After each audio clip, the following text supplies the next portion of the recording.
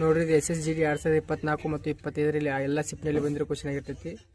ಎರಡು ರೈಲುಗಳು ವಿರುದ್ಧ ದಿಕ್ಕಿನಲ್ಲಿ 50 ಕಿಲೋಮೀಟರ್ ಮತ್ತು 110 ಕಿಲೋಮೀಟರ್ ವೇಗದಲ್ಲಿ ಚಲಿಸುತ್ತದೆ. ಒಂದು ರೈಲಿನ ಉದ್ದವು 50 ಮೀಟರ್ ಆಗಿದ್ದರೆ ಎರಡು ರೈಲುಗಳ ಪರಸ್ಪರ ಹಾದು ಹೋಗಲು ತೆಗೆದುಕೊಳ್ಳುವ ಸಮಯ 12 ಸೆಕೆಂಡ್ಗಳಾಗಿವೆ.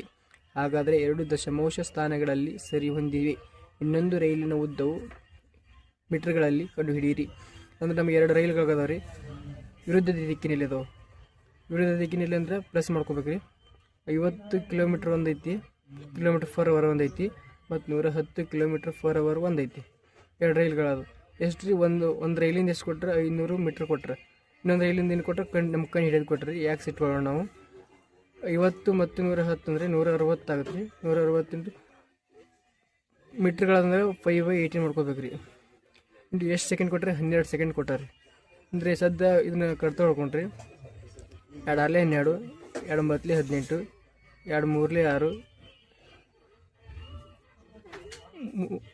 3 ಎರಡಲೆ 6, 3 ಮೂರಲೆ 9.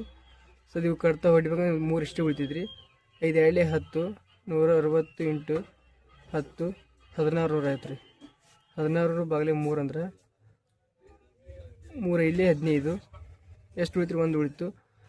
3 ಮೂರಲೆ 9, ಮತ್ತೆ 1 ಉಳಿತು 10 ಆಯಿತು. 3 ಮೂರಲೆ 9 ಪಾಯಿಂಟ್ ಕೊಟ್ಟೇವಿ. ಮತ್ತೆ 1 ಉಳಿತು 10 ಆಯಿತು. 3 ಮೂರಲೆ 9, ಹಂಗೆ 3 ಬರ್ಕೋತಾನೆ ಹೋಗ್ತೀರಿ. ಇದು ಮೊದಲು ಎಷ್ಟಿತ್ತು ರೀ? ಒಂದು ರೈಲು 500 ಇತ್ತು, ಇನ್ನೊಂದು ರೈಲು ಕಂಡು ಹಿಡಬೇಕಾಗಿತ್ತು.